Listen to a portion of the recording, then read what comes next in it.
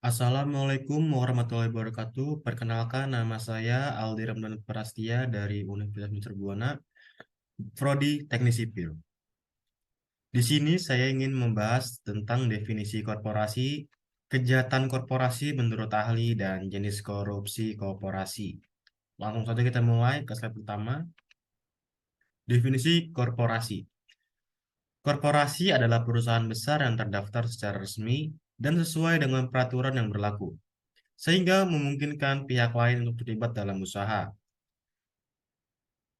Ilustrasi kantor pusat PT Bank Sentral Asia (TBK) yang merupakan salah satu contoh salah satu korporasi besar di bidang perbankan Indonesia. Menurut pasal 1 angka 10 menyebutkan bahwa korporasi adalah kumpulan orang dan atau kekayaan yang terorganisasi baik merupakan badan hukum maupun bukan badan hukum. Kejahatan korporasi menurut ahli, menurut Stephen Box. Mengingat sifatnya yang abstrak, maka pada hakikatnya kejahatan korporasi merupakan tindak pidana yang dilakukan organ-organ perusahaan, sehingga akibat dari perbuatan pegawai dan karyawannya tersebut dapat dibebankan pertanggungjawaban pada suatu korporasi. Menurut Stephen Box, terjadinya kejahatan korporasi dapat dipahami melalui variabel dan motivasi yang dikarenakan adanya kontradiksi antara aktivitas korporasi dan lingkungannya. Motif-motif itu pada umumnya berupa persaingan, karyawan, dan konsumen, yang mengubah moralitas bisnis menjadi kebebasan untuk mencari keuntungan semaksimal mungkin dengan berbagai cara. Atas dasar itulah, maka setidaknya terdapat tiga tipologi dari kejahatan korporasi. Pertama, criminal corporation, yang dapat diterjemahkan sebagai korporasi jahat. Dalam hal ini, sebuah perusahaan sengaja didirikan sebagai sarana untuk melakukan kejahatan, bahkan acap kali merupakan kamuflase untuk menyembunyikan kejahatan yang sesungguhnya. Praktik criminal corporation antara lain ditandai dengan pendirian paper company, yaitu suatu perusahaan abal-abal dengan struktur organisasi atau kepengurusan layaknya sebuah badan usaha pada umumnya.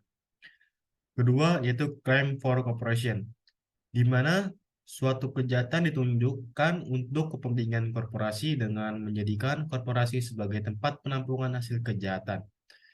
Pemahaman keliru dari prinsip ekonomi untuk mendapatkan keuntungan yang besar sebesar-besarnya dengan pengeluaran seminimal mungkin menjadi salah satu pendorong utama dari pendirian korporasi sebagai penampang hasil kejahatan. Yang ketiga yaitu crime against corporation, yaitu kejahatan yang dilakukan oleh para karyawan atau pekerja terhadap korporasi yang menimbulkan kerugian terhadap korporasi. Penggelapan ataupun pencurian aset perusahaan oleh karyawan merupakan salah satu contoh gamblang untuk menggambarkan tipe kejahatan ini. Jenis korupsi korporasi. Jenis korupsi korporasi menurut UNCAC yang pertama itu penyuapan atau bribery. Suap adalah suatu tindakan dengan memberikan sejumlah uang atau barang atau perjanjian khusus kepada seseorang yang mempunyai otoritas atau yang dipercaya. Contoh, para pejabat dan memujuknya untuk merubah otoritasnya demi keuntungan orang yang memberi uang atau barang atau perjanjian lainnya sebagai kompensasi sesuatu yang diinginkan untuk menutupi tuntutan lainnya yang masih kurang. Lalu ada pencucian uang. Pencucian uang adalah suatu upaya perbuatan untuk menyembunyikan atau menyamarkan asal-usul uang atau harta kekayaan hasil tindak pidana melalui berbagai transaksi keuangan agar uang atau harta kekayaan tersebut agar tampak seolah-olah berasal dari kegiatan yang sah. Inti dari pencucian uang adalah mencuci uang kotor yang didapat dari kegiatan ilegal atau hasil kejahatan seperti mencuri, merampok, menipu, korupsi, bisnis ilegal, agar setelah dicuci uang tampak bersih dan seakan-akan diperoleh dengan cara yang legal dan halal.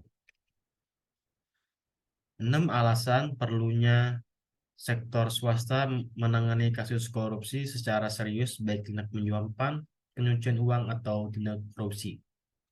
Pertama, bisnis dapat berkembang jika memiliki akses ke pasar internasional, sehingga untuk mendapatkan akses tersebut perlu kesesuaian dengan standar praktek bisnis di tingkat internasional. Kedua, tata kelola yang baik dapat meningkatkan kredibilitas perusahaan di mata investor dan akses perolehan modal baru. Ketiga, kinerja perusahaan merupakan cerminan dari tanggung jawab manajemen kepada konsumen dan pemegang saham. Keempat, perusahaan yang terjerat kasus korupsi menanggung kerugian akibat investigasi oleh penegak hukum. Kelima, korupsi memiliki risiko runtuhnya reputasi perusahaan. Keenam, tanggung jawab atas reputasi tersebut tidak hanya berimplikasi pada perusahaan secara umum, namun juga pimpinan perusahaan secara pribadi. Sekian dari pembahasan saya. Mohon maaf bila ada salah kata, saya tutup. Wassalamualaikum warahmatullahi wabarakatuh.